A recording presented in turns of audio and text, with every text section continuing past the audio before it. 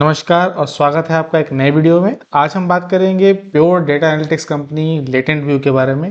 Latent view को list किए हुए 1 साल के आसपास हो गया है और इस कंपनी की बम्पर लिस्टिंग हुई थी। आईपीओ प्राइस था 197, करंट प्राइस है इसका 370 और बहुत ही ऊपर से आया है। बहुत सारे लोग इसमें फंसे हुए हैं जिन्होंने सोचा था कि ये कंपनी ऊपर ही ऊपर जाएगी, लेकिन हमें पता है कि आईटी में किस तरह के हेडविंड्स हैं। तो एक क्विक एनालिसिस करते हैं लेटेंट व्यू का, बहुत डीप में नहीं करेंगे। अगर हम देखें लेटेंट व्यू करती है कि इनकी वेबसाइट पर जाते हैं तो ये बिजनेस एनालिटिक्स प्रोवाइड करती है, कंसल्टिंग सर्विसेज प्रोवाइड करती हैं, डेटा इंजीनियरिंग प्रोवाइड करती है, डेटा साइंस एंड एआई। तो एआई का भी फ्लेवर है इसमें, एआई का पहले से यूज़ करते आ रहे हैं। कितना कर रहे हैं ये हमको कंपनी की रिपोर्ट पर पढ़ना पड़ेगा, बट हाँ एआई का फ्लेवर अगर आपको इंडियन कंपनी में चाहिए तो लेटेंट व्यू भी एक कंपनी हो सकती है। क्विकली आते हैं स्क्रीनर पे, देखते हैं कि क्या क्या करती है। ये प्रोवाइड करती है, हमने अभी देख लिया। की पॉइंट्स देख लेते हैं। नीश है, नीश ऑफरिंग्स प्रोवाइड करती है, कंसल्टिंग सर्विस हमने भी देखा। और ये फॉर्च्यून 500 में से 30 कंपनीज के साथ काम करती है। इनके जो मेजर पार्टनर्स हैं, जिन मेजर क्लाइंट्स हैं, उसमें एडोबी है, 7-Eleven है और ऊबर टेक्नोलॉजीज है। और हम अगर स्क्रॉल करें तो हम देख सकते हैं कि किस किस इंडस्ट्री में है। एसेट लाइट मॉडल है, कोई भी इनका ना प्लेज है ना इनके पास डेट है, ऑलमोस्ट डेट फ्री हैं। कॉन्सेंट्रेशन जैसे हमने बात की, 90% रेवेन्यू सिर्फ यूएस से आता है। ये एक बहुत ही बड़ा हाईली कॉन्सेंट्रेटेड जोन है और यूएस में हमें पता है क्या इश्यूज चल रहे हैं फिलहाल। और जो टॉप 5 क्लाइंट्स हैं वो 54% रेवेन्यू प्रोवाइड कर रहे हैं और एडोबी अलोन 20% प्रोवाइड कर रहा है। तो एडोबी तो एआई में बहुत आगे चला गया है। आई डोंट नो बैकग्राउंड में लेटेंट व्यू उसको कैसे सपोर्ट कर रहा है। आइए एक बार क्विकली देख लेते हैं। इसका मार्केट कैप 7,578 करोड़ का है। एक स्मॉल कैप कंपनी है। स्टॉक पी 49.2 है, इंडस्ट्री पी 36.3, यानी कि इंडस्ट्री से ये पी से इसकी रेशो ज़्यादा है। कोई भी प्लेजिंग नहीं है, कोई भी ऑलमोस्ट डेट फ्री कंपनी है। नीचे आते हैं, प्रो कॉन्स हटाते हैं, कुछ इनके पीएस देख लेते हैं। टाटा एलेक्सी है, केपीआईटी है और बाकी हैं। सेल्स पे आते हैं, क्वार्टरली सेल्स पे। क्वार्टरली सेल्स देखते हैं कि ठीक है, ग्रो कर रहे हैं, लेकिन लास्ट क्वार्टर में हमने देखा कि हल्का सा डिक्लाइन है। ऑपरेटिंग प्रॉफिट में भी डिक्लाइन था। ऑपरेटिंग प्रॉफिट मार्जिन में तो बहुत ही बड़ा डीप कट था। 29% जहाँ था वहाँ 21% हो गया। एक टाइम 35-36% के आसपास हुआ करता था। सेम प्रॉफिट बिफोर टैक्स की वैल्यू भी कट गई है, प्रॉफिट आफ्टर टैक्स या नेट प्रॉफिट की भी कट गई है। ये हो गया क्वार्टरली बेसिस। अगर आप एनुअल देखते हो तो एनुअल में आपको अगेन ग्रोथ दिख रही है। लेकिन आप सबसे बड़ा मार देखोगे तो यही है ऑपरेटिंग प्रॉफिट में। 36, 33, 25, 26 से लेकर आज 30, 37, तो ये ऑपरेटिंग प्रॉफिट मार्जिन इनको भारी पड़ रहा है। इनको ये सेटल नहीं कर पा रहे हैं। प्री कोविड एरा में इन्होंने बहुत इंजॉय किया, अब थोड़ा सा स्ट्रगल कर रहे हैं। आगे चल के इम्प्रूव हो सकता है, नो डाउट। कंपनी बहुत ही डायनेमिक है। अगर हम इसमें ध्यान दें, एक्सपेंसेस में देखना भूल गया। एक्सपेंसेस देखोगे तो एम्प्लॉय कॉस्ट जो है तो एक टाइम 48% था और आज ये 63% अपने ऑल टाइम हाई के आसपास जा चुका है। तो सबसे बड़ा इनका ऑपरेटिंग प्रॉफिट में कट जो है वो एम्प्लॉय कॉस्ट की वजह से आ रहा है। नेट प्रॉफिट हमने देख लिया। Balance sheet, cash flow ratio, investors में आए थे। इन्वेस्टर्स में देखते जो इनके प्रमोटर्स हैं वो हर क्वार्टर में अपनी कुछ ना कुछ पोजीशन कट करते जा रहे हैं। हर थोड़ी देर के बाद कुछ ना कुछ कट कर लेते। तो 68.10 से 65 आ गए। बहुत डीप कट नहीं है, बट हाँ, लेकिन अगर वो धीरे धीरे करके बेच रहे हैं कुछ ना कुछ इशू, तो हमको लगता है कि शायद कुछ ठीक नहीं है। एफ ने तो पोजीशन अपनी आधी कर दी है। 2% से लेके ये 0.93 गए थे, लेकिन अब थोड़ा थोड़ा भर रहे हैं। डी ने तो स्ट्रेट फॉरवर्ड कट करके अपना आधा कर दिया है। इनको कोई इंटरेस्ट नहीं है डी को। पब्लिक जो है वो 26.3% से अब आ गई है 30.79% पर। हम जैसे रिटेल की जिम्मेदारी होती है, हमने ऐसा कसम खा रखी है कि जब भी कोई स्टॉक गिरेगा वो रोएगा, हम उसको सांत्वना देंगे, कंसोलिडेट करवाएंगे। ये जिम्मेदारी हमेशा से रिटेल की थी और हम आज भी इसको निभा रहे हैं। तो कैसे निभा रहे हैं आइए देखते हैं। चार्ट पे चलते हैं, लेटेंट व्यू के चार्ट पे। आज मैं ज़ीरोधा का प्लेटफॉर्म फिर यूज़ कर रहा हूँ क्योंकि मुझे इंडिकेटर्स थोड़े ज़्यादा चाहिए थे और ट्रेडिंग व्यू में जो इंडिकेटर्स होते हैं वो फ्री में बहुत कम होते हैं और पेड मेरे पास है नहीं। तो आप कहीं भी यूज़ करिए, अलग अलग यूज़ करिए, बाबा यूज़ करिए, आपकी मर्ज़ी है। तो लेटेंट व्यू का चार्ट हमारे सामने है एनएससी का। हम एक ट्रेंड लाइन ड्रॉ करने की कोशिश करते हैं। ट्रेंड लाइन हम अगर कुछ इस तरह से ड्रॉ करें, यहाँ पे सब पॉइंट्स को टच करते हुए, इन्हें किसी को कट करते हुए, हाँ ठीक है, ठीक ड्रॉ हुई है। थोड़ा इसको चाहो तो आप एक्सटेंड कर सकते हो। तो हम देखते हैं कि इस ट्रेंड लाइन में इसको कहाँ कहाँ अपर पॉइंट पे रेजिस्टेंस मिला है। तो यहाँ एक रेजिस्टेंस है, रेजिस्टेंस यहाँ मिला, यहाँ मिला रेजिस्टेंस, यहाँ मिला रेजिस्टेंस, यहाँ मिला रेजिस्टेंस, यहाँ मिला रेजिस्टेंस। एक बहुत ही बेहतरीन ब्रेकआउट विद वॉल्यूम, बहुत ही बड़ी वॉल्यूम थी। और उस दिन कैंडल जो थी वो 6%, 6.5% के आसपास थी। ब्रेक किया, वापस आ गया।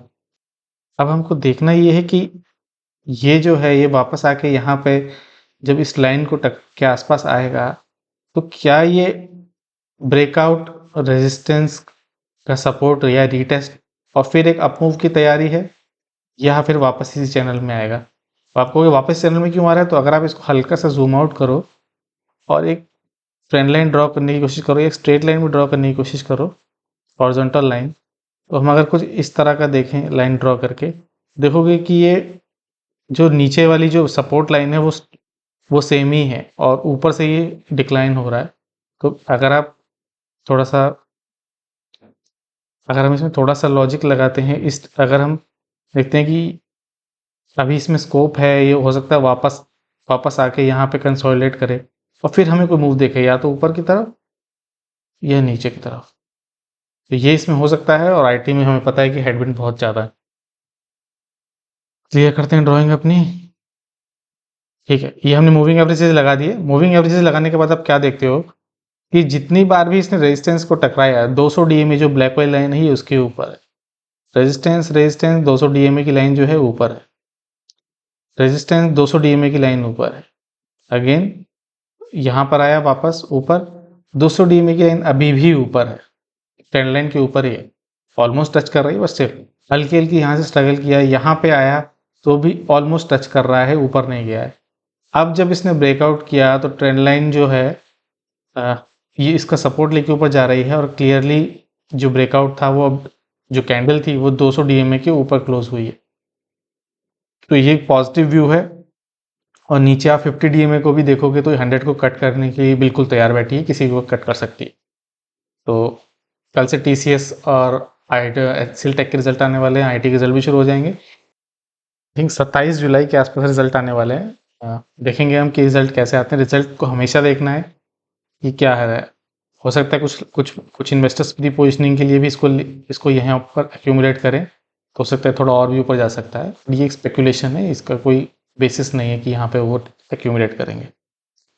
ये कोई बाय सेल रिकमेंडेशन नहीं है एज यूजुअल, ये तो सिर्फ मेरा टेक्निकल एनालिसिस है। जो लोग लेटेड व्यू में बहुत ऊपर से फंसे हुए हैं। ये हो गई बात मूविंग एवरेजेस की। अब देखते हैं कि आरएसआई हमारा क्या कह रहा है। आरएसआई को एक्सपेंड करते हैं। आरएसआई तो बहुत ही सुंदर पिक्चर दिखा रहा है।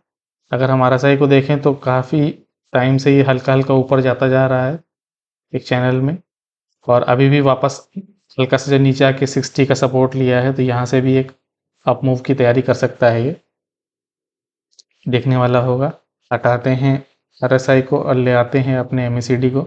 एमएसीडी भी दिखा रहा है कि पॉजिटिव डाइवर्जेंस है, तो ये भी एक अगेन पॉजिटिव साइन हुआ लेटेंट व्यू के लिए। लगा लिए हमने वीकली चार्ट। अब वीकली चार्ट में आप क्या देखते हो कि जो हमारा ये सपोर्ट आ रहा था नीचे की तरफ, अगर हम फिर से एक बार हॉरिजॉन्टल लाइन ड्रॉ करने की कोशिश करें तो ये एक बहुत ही बेहतरीन सपोर्ट था। यहाँ पहले भी उसने बहुत बार सपोर्ट लिया है, तो अगर आपने इसके आसपास बाई किया तो एक बहुत ही स्ट्रॉन्ग सपोर्ट है। अगर हम लगाते हैं इसमें मूविंग एवरेजेस, इसमें ज़्यादा करने का फ़ायदा नहीं क्योंकि वीकली बेसिस पर, क्योंकि रिसेंटली लिस्टेड कंपनी है तो आपको ज़्यादा कुछ दिखाई नहीं देगा इसमें। हाँ, बाकी आप आरएसआई में देख सकते हो कि आरएसआई में वीकली बेसिस पर भी एक अप ट्रेंड दिख रहा है वॉल्यूम के साथ। पहले वॉल्यूम नहीं दिख रहे थे, अब हल्के हल्के वॉल्यूम दिख रहे हैं, तो एक पॉजिटिव साइन हो सकता है। अगर आप कुछ इस तरह से वीकली बेसिस पे ट्रेंड लाइन ड्रॉ करने की कोशिश करो तो अगेन हमको ट्रेंड लाइन दिख रही है कि इसने काफ़ी बार रेजिस्टेंस लिया, वही सेम ट्रेंड लाइन है जो सपोर्ट कर रही है, और उसको ब्रेक करके हो सकता है रिटेस्ट करे या वापस चैनल में आए। तो ये वीकली बेसिस की हो गई। हटाते हैं इसको, अब लगाते हैं अपना पिवट पॉइंट्स। तो देखते हैं फिबोनाची बेसिस पे पिवट पॉइंट्स क्या कह रहे हैं। तो हम जब देखते हैं पिवट पॉइंट्स, तो ये जो सपोर्ट है S1 जहाँ से ये जंप किया है, जो इसका बहुत अच्छा सपोर्ट था लॉन्ग टर्म का, S1 ही था, वहाँ से इसने जंप किया है, तो अगर वहाँ से अगर ये इस लाइन को ब्रेक करके सपोर्ट लेके ऊपर जाता है तो पिवट पॉइंट तक का स्कोप आ सकता है, पिवट के नीचे है। जब तक पिवट के ऊपर नहीं जाएगा हम इसको स्ट्रेंथ इसकी नहीं मानेंगे कि इसमें स्ट्रेंथ आ गई है। आइडियली पिवट के ऊपर जाएगा तभी जाना चाहिए, लेकिन पिवट के ऊपर बहुत ही स्कोप है। तो अगर स्कोप वाइज देखें, यहाँ आज की क्लोजिंग से लेके पिवट पॉइंट तक तो ऑलमोस्ट 15% का स्कोप है, और अगर देखें सेम पॉइंट से R1 तक का तो ऑलमोस्ट 50% का ऊपर स्कोप है। तो ये तो बहुत लंबे टाइम ड्यूरेशन का हो गया, आई थिंक काफ़ी टाइम लग जाएगा क्योंकि ये वीकली बेसिस पर है।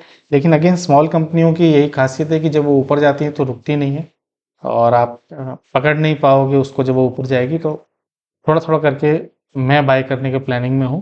मेरे पास है भी थोड़े से ही है, मैं almost no profit no cost basis पर हूँ फिलहाल। तो अगर ये ऊपर जाएगा तो मैं धीरे धीरे एक्यूमुलेट करने की कोशिश करूँगा। ये कोई बाय सेल रिकमेंडेशन नहीं है, ये एनालिसिस है सिर्फ। एक लास्ट में हम देख लेते हैं फिबोनाची लगा कि फिबोनाची रिट्रेसमेंट से हम क्या एनालिस कर पा रहे हैं। मैं फिबोनाची यहाँ से नहीं लगा रहा हूँ क्योंकि ये बहुत ही वोलेटाइल टाइम था। मैं रिसेंटली इसका जो जहाँ से स्टेबल होने की कोशिश किया था वहाँ से मैं लगा रहा हूँ। आप कहीं से भी लगा के देख सकते हो जहाँ से आपको ठीक लग रहा है।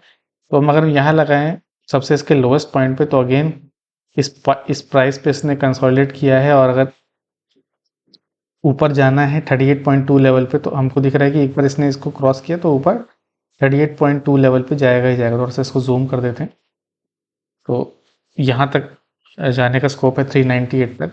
और अगर फिर ब्रेक करेगा तो पिवट पॉइंट जो आ रहा है हमारे 50% के आसपास, तो वहाँ तक का स्कोप है। थोड़ा सा पॉजिटिव साइन है, थोड़ा सा हेडविंड है, बहुत ही क्लियर पिक्चर नहीं है, लेकिन एक हल्का सा पॉजिटिव मोमेंट दिख रहा है।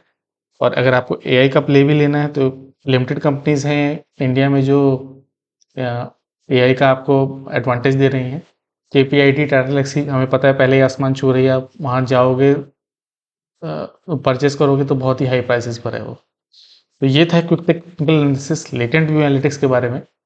पिछला वीडियो हमने बनाया था पारस डिफेंस के बारे में, 10% का जंप आया, उसमें बहुत अच्छा जंप आया। अगर आपको वीडियो अच्छा लगे तो वो आप देखिएगा, नहीं देखा है तो फिर देखिएगा। टेक महिंद्रा के बारे में हमने बनाया था, वो भी देखिएगा। और अगर वीडियो में कुछ अच्छा लगा तो प्लीज़ लाइक शेयर करिए, सब्सक्राइब करिए, और अगर कुछ मैंने मिस कर दिया तो प्लीज़ कमेंट करिए। देखने के लिए बहुत बहुत धन्यवाद।